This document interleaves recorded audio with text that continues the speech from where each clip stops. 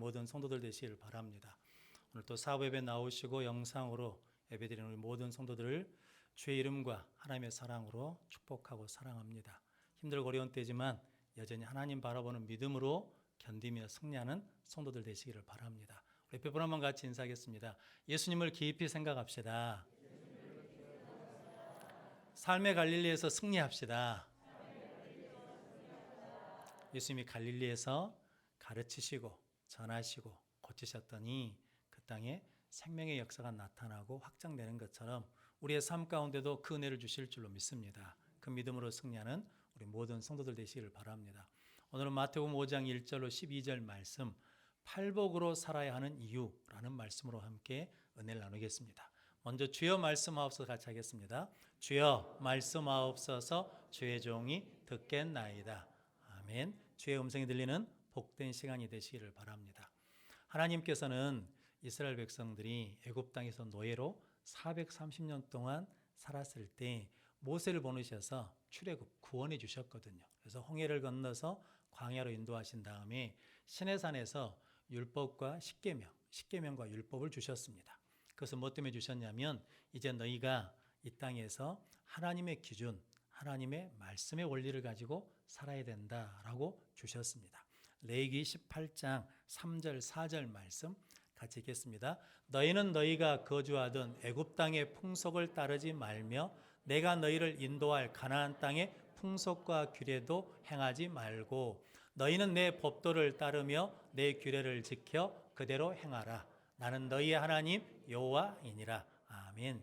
애굽의 풍속도 가나안 땅의 풍속도 따르지 말고 말씀을 따라 살아야 된다라고 십계명과 율법을 주셨습니다. 너희들은 이제 하나님의 백성이 되었으니까 하나님 백성답게 살아야 된다라고 말씀과 십계명을 주셨습니다.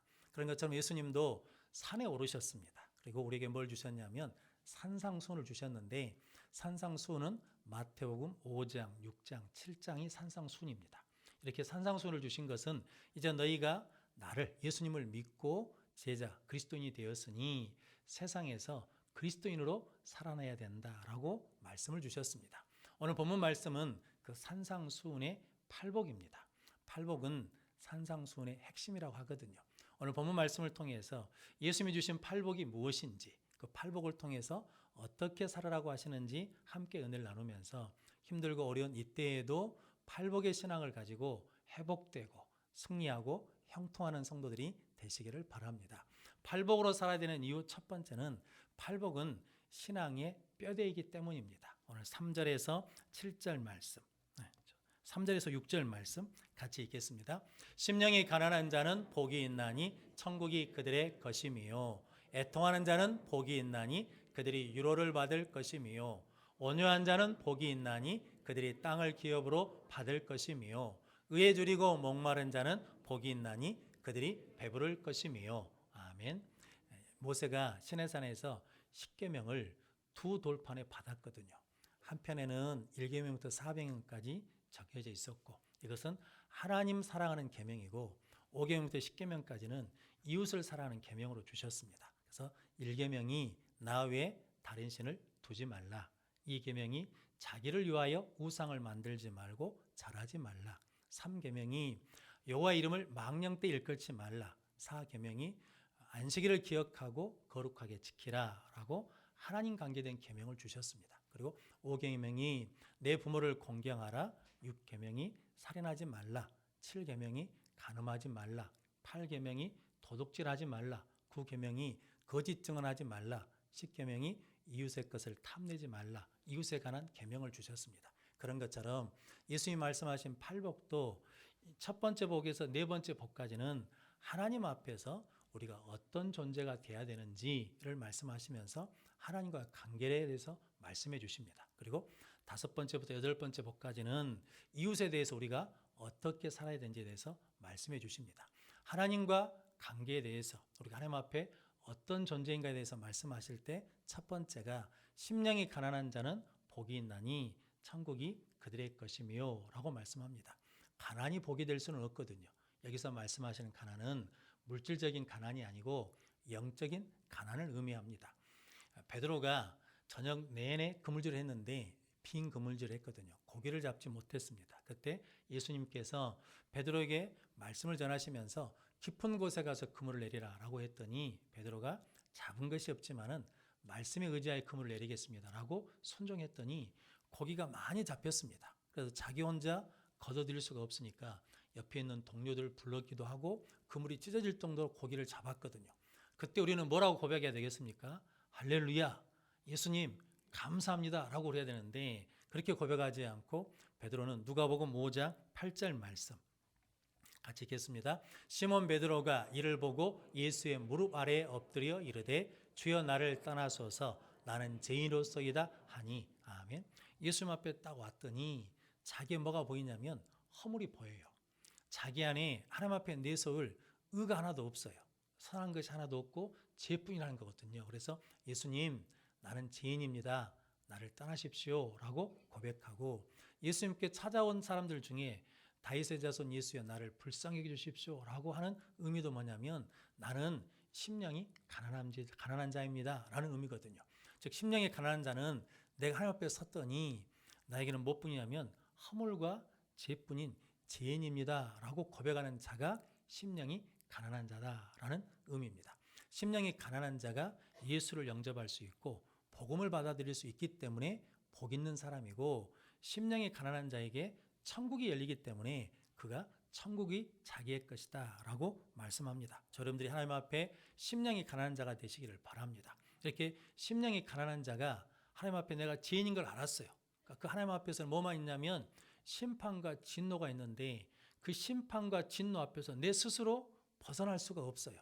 내 스스로 해결할 수가 없어요. 그래서 오늘 예수님이 애통하는 자는 복이 있나니 그들이 위로를 받을 것이며 라고 말씀합니다. 세상에서 외통은 내가 손해를 보거나 남에게 속임을 당하거나 이유 없는 고난이나 핍박을 받았을 때 우는 것이 애통이거든요. 그런데 예수님 말씀하신 애통은 그런 애통이 아니고 말씀드린 것처럼 하나님 앞에 섰더니 내가 죄인이에요. 그런데 내 스스로 구원할 수가 없어요. 내 스스로 죄악의 사슬을 풀을 수가 없거든요. 그래서 그 죄 앞에서 몸부림치며 우는 것이 뭐냐면 애통하는 자다라고 말씀합니다. 바울이 로마서 7장 18절로 19절 말씀 같이 읽겠습니다.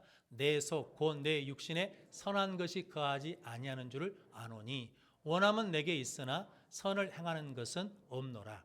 내가 원하는 바 선은 행하지 아니하고 도리어 원하지 아니하는 바 악을 행하는도다. 아멘. 내 안에 선이 없으니까 선을 행할 능력도 없어요. 내가 원하는 바는 하지 않고 원하지 아니하는 바 악을 행하게 된다라는 거거든요. 그래서 바울이 로마서 7장 24절 말씀 같이 읽겠습니다. 오호라 나는 공고한 사람이로다. 이 사망의 몸에서 누가 나를 건져내랴. 아멘. 나 이렇게 공고한 사람인데 여기서 나를 뭐 해줄 사람이 없다는 겁니까? 내 스스로 건진받을 수 없고 나를 건져주는 사람이 없어서 내가 애통하고 있다라는 의미거든요. 성도 여러분들이 하나님 앞에 심령이 가난한 자, 애통한 자로 서는 귀한 성도들 되시기를 바랍니다. 이렇게 하나님 앞에 섰더니 나에게는 허물과 죄뿐이고 내 스스로는 구원할 수도 없거든요. 그래서 오직 누구에게 길이 있냐면 하나님께 길이 있고 하나님께 답이 있기 때문에 하나님을 향하고 하나님께 나가는 것이 뭐냐면 온유한 자는 복이 있나니 그들이 땅을 기업으로 받을 것이며 라고 말씀하고 있습니다. 즉 우리는 하나님의 도움 없이는 한시도 살 수 없으니까 하나님 도와주십시오 라고 하나님을 붙드는 자가 뭐냐면 온유한 자다라고 말씀합니다. 온유한 자의 원어의 뜻은 야생마를 길들이는 거거든요. 야생마가 자기 마음대로 돌아다니다가 길들여지면 누구 손에 붙들리는 겁니까? 주인의 손에 붙들리는 거잖아요. 그런 것처럼 우리도 하나님의 손에 붙들려야 인도함 받을 수 있고 하나님 손에 붙들려야 구원받을 수 있습니다 라는 고백으로 하나님께 붙들기를 원하는 마음이 온유한 자는 복이 있나니 땅을 기업으로 받을 것이요. 이 땅이 지금 이 땅에는 부동산을 말하는 게 아니고 하나님 나라를 하나님의 기업을 천국을 상속받을 것이다 라고 말씀하고 있습니다. 여러분들이 이렇게 하나님 앞에 심령이 가난한 자, 애통하는 자, 그리고 온유한 자로 사는 성도들 되시기를 바랍니다. 그러면서 예수님이 의에 줄이고 목마른 자는 복이 있나니 그들이 배부를 것이며 라고 말씀하고 있습니다. 의에 줄이고 목마르다는 것은 이런 의미입니다. 누가복음 15장에 보면 탕자 비유가 있거든요. 작은 아들이 아버지를 떠나서 살다가 다 잃어버렸거든요. 그래서 돼지를 치면서 돼지가 먹는 주엽 열매를 먹고 싶은데 주는 자가 없습니다. 그때 누구를 생각하냐면 아버지를 생각해요. 우리 아버지 집에는 양식 많은 품꾼이 얼마나 많냐. 그런데 내가 이제 아버지께로 돌아가야 되겠다라고 마음 먹는 것이 뭐냐면 의에 줄이고 목마른 자다라고 말씀합니다.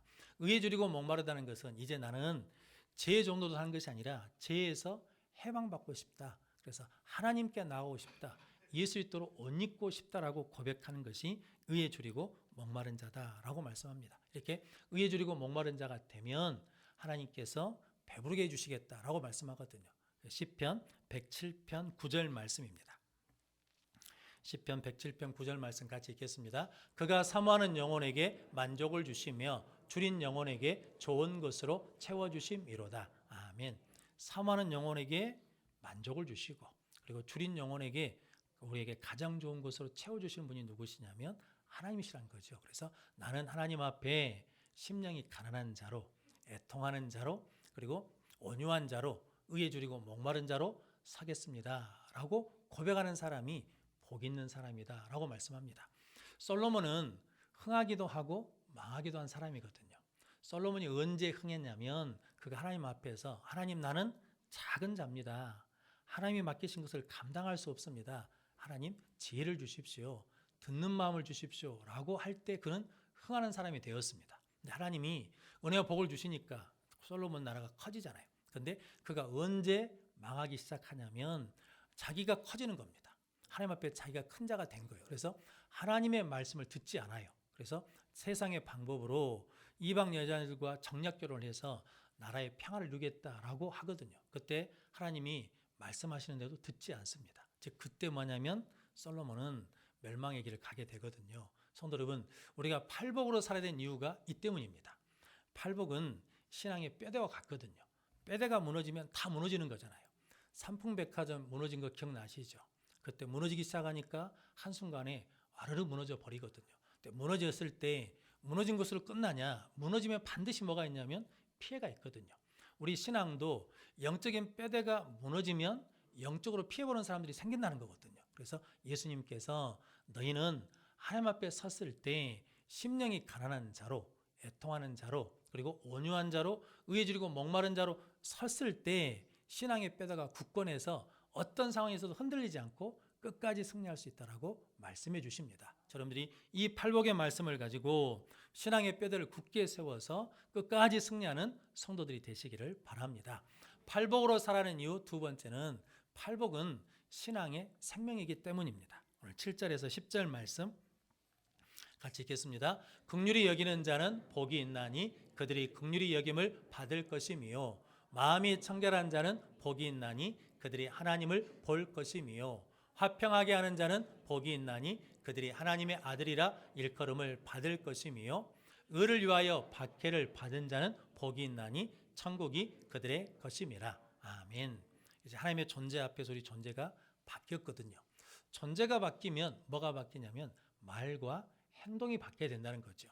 성도 여러분, 야고보서 2장에 보니까 영혼 없는 몸이 죽은 것 같이 행함이 없는 믿음은 죽은 믿음이다 라고 말씀합니다. 이제 예수님께서 다섯 번째 복부터 말씀하시는 것은 세상에 나가서 이웃과 함께 살면서 이렇게 살아야 산 믿음으로 살 수 있다.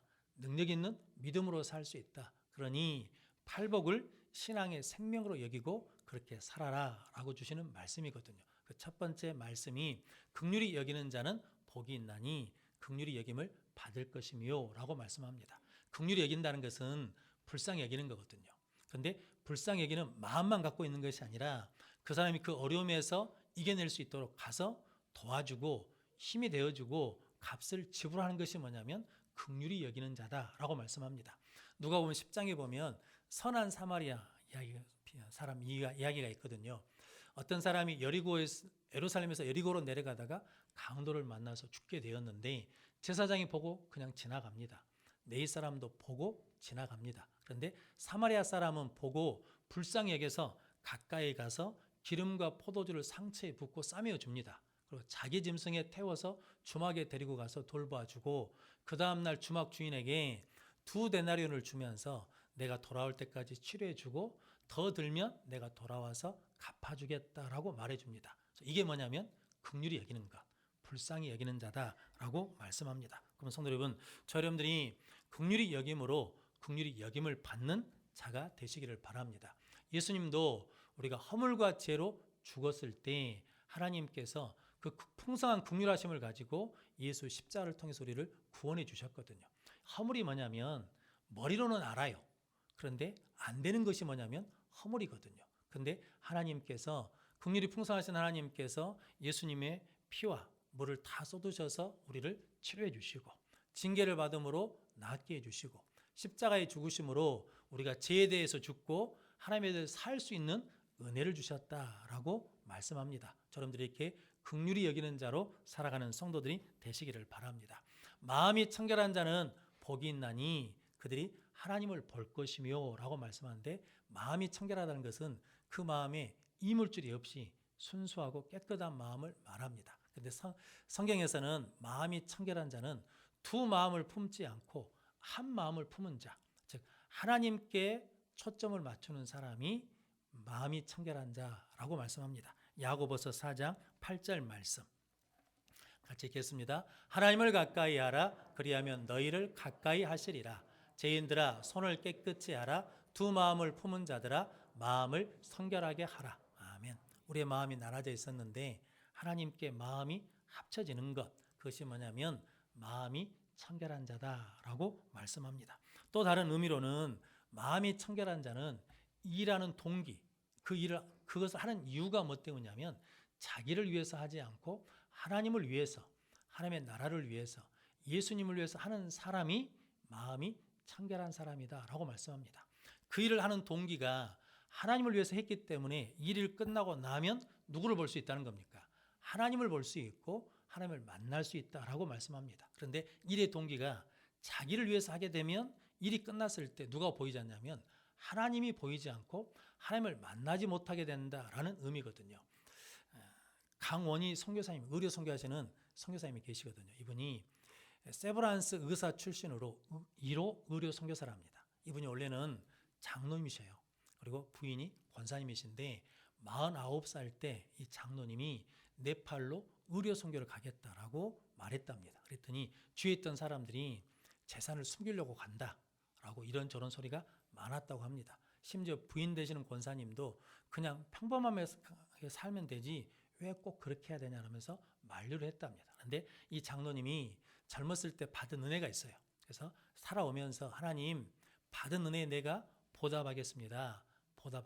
라고 늘 말해왔는데 그때 하나님의 은혜가 너무 강해서 네팔로 의료 선교사로 나가게 되었답니다. 이분이 몇 년 동안 하셨냐면 35년 동안 의료 선교를 했습니다. 네팔에서도 하고 방글라데시에서도 하고 다시 네팔에서 하다가 이디오피아 가서 83세에 의료 선교사 은퇴를 하셨답니다. 35년 동안 의료 선교를 하면서 사람들이 물어보는 거예요. 어떻게 일을 하게 되었느냐? 어떻게 35년 동안 변함없이 할 수 있었느냐라고 물으니까 그분이 한마디 하셨답니다. 그 강원희 선교사님이 일을 시작할 때 주를 위해서 했습니다. 그리고 지금도 주를 위해서 하고 있습니다. 그랬더니 하나님께서 변함없이 일을 할 수 있는 은혜도 주시고 힘도 주시고 건강도 주셔서 하게 됐다라고 고백했습니다. 성도 여러분, 저러분들도 마음이 청결한 자가 되어서 하나님을 보는 은혜를 누리는 성도들 되시기를 바랍니다. 그래서 우리가 하는 모든 일들을 누구를 위해서? 주를 위해서 죽게 하듯 하면 하나님의 능력이 우리 가운데 나타날 줄로 믿습니다. 또한 예수님은 화평케 하는 자는 복이 있나니 하나님의 아들이라 일컬음을 받을 것이다 라고 말씀했습니다. 화평케 한다는 것은 화목하게 만드는 사람이잖아요. 성도 여러분, 가정이 화평하다, 가정이 화목하다라고 그러면 누군가 희생하고 있는 겁니다. 누군가 헌신하고 있는 거거든요. 직장이 평안하다 그러면 누군가 희생하고 있는 겁니다. 교회가 평안하다 그러면 누군가가 지금 희생하고 헌신하고 손해보고 있기 때문에 그 평화를 누리고 있다라는 말씀이거든요. 성도 여러분, 10만 원을 세 사람이 똑같이 나눌 수 있습니까? 원까지 이렇게 따져야 되잖아요. 그런데 3만 원, 3만 원, 4만 원 이렇게 나눠 가질 수 있는데 제가 나는 3만 원만 가질게. 둘이 가위바위보 해가지고 이긴 사람이 4만 원 가지셔. 이렇게 말했는데 둘이 죽어도 양보를 안 하겠다고 싸우거든요. 그럼 어떻게 해야 돼요? 싸우지 마. 내가 2만 원 가질 테니까 둘이 4만 원, 4만 원씩 가져? 이러면 뭐가 되는 거예요? 화평이 이루어지는 거예요. 그런 의미거든요. 그러니까 화평케 하는 자는 복이 있나니 그들이 누구의 아들로?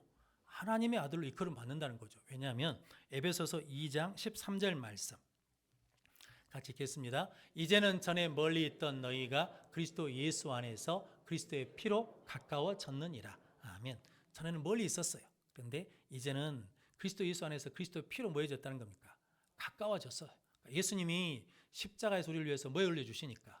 피 흘려주시니까, 죄값을 지불해 주시니까, 희생해 주시니까 우리가 화평을 누리게 된 것처럼 우리의 삶의 자리에서, 우리의 만남의 자리에서 우리가 화평케 하기 위해서 헌신하고 희생하고 손해보면 뭘로 일컬음 받냐면 하나님의 아들로 일컬음 받는 복을 받게 될 줄로 믿습니다. 그래서 예수님은 이제 마지막으로 의를 위하여 박해를 받은 사람은 복이 있나니 천국이 그들의 것이며 라고 말씀합니다. 의가 뭐겠습니까? 나를 위해서가 아니라 하나님을 위해서, 하나님의 몸된 교회를 위해서, 하나님의 선교를 위해서 고난받은 사람은 복이 있다라고 말씀합니다. 심령이 가난한 사람도 복이 있어서 천국이 그들의 것이거든요. 그러니까 심령이 가난한 사람에게 천국이 열렸고, 이제 의를 위해서, 하나님을 위해서 고난 가운데서도 믿음을 지키며 산 사람에게는 이제 천국이 완성되는 복을 주시겠다라고 말씀하거든요. 그래서 마태복음 5장 11절 12절 말씀 같이 읽겠습니다. 나로 말미암아 너희를 욕하고 박해하고 거짓으로 너희를 거스려 모든 악한 말을 할 때에는 너희에게 복이 있나니 기뻐하고 즐거워하라. 하늘에서 너희의 상이 큼이라. 너희 전에 있던 선지자들도 이같이 받게 하였느니라. 아멘. 누구로 말미암아? 예수로 말미암아 욕을 먹어요. 예수로 말미암아 안 했던 일도 했다라고 이게 당하기도 해요. 그리고 예수 때문에 우리가 체면 구겨진 일도 당하기도 해요. 그런데 그것을 다 뭐하면 감당해내면 너희 하늘에서 상이 클 것이다. 그러니까 그때 뭐라는 거예요? 속상해하지 말고 삐치지 말고 기뻐하고 즐거워하라 라고 말씀하거든요. 성도 여러분, 여러분들이 이 믿음으로 승리하여 하늘에 큰 상급을 받는 성도들이 되시기를 바랍니다.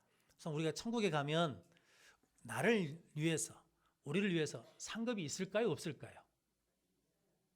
상급이 있을 줄로 믿습니다. 아멘이 적은 것은 자신이 없죠. 왜냐하면 내가 하나님을 위해서 고난받은 게 있나? 하나님을 위해서 박해받은 게 있나? 생각해 보니까 없는 것 같잖아요. 그런데 그러지 않습니다. 여러분들이 예수 믿기 때문에 참으셨어요. 예수 믿기 때문에 양보했어요. 예수 믿기 때문에 내가 죽어줬어요. 그래서 성도 여러분, 지금의 교회가 있고 지금의 가정이 있고 지금의 우리가 있는 줄로 믿습니다. 그래서 우리 성도들을 위해서 하나님의 나라에 큰 상이 예비된 줄로 믿습니다. 그러면 성도 여러분, 그 상을 끝까지 받기 위해서 남아있는 인생을 끝까지 이 팔복으로 살아가는 성도들이 되시기를 바랍니다. 교회 오빠라는 다큐멘터리 영화가 있습니다. 거기에 주인공으로 이관희 집사라는 분이 나오거든요. 이분이 인간극장에도 나오기도 했는데 이 PD 되시는 분이 누나가 암으로 돌아가셔서 암으로 고통당한 사람들을 위로하기 위해서 암 환자들을 치료하다가 만난 분이 이 교회 오빠 이관희 집사님이랍니다. 이분이 결혼해서 딸을 낳고 잘 살고 있었는데 39에 말기암 4기 진단을 받았어요. 그 진단을 받고 3개월 후에 어머니가 충격으로 그만 돌아가셨습니다. 어머니가 돌아가시고 난 다음에 4개월이 됐을 때 아내가 부인 되신 집사님이 혈액암 4기 진단을 받았습니다.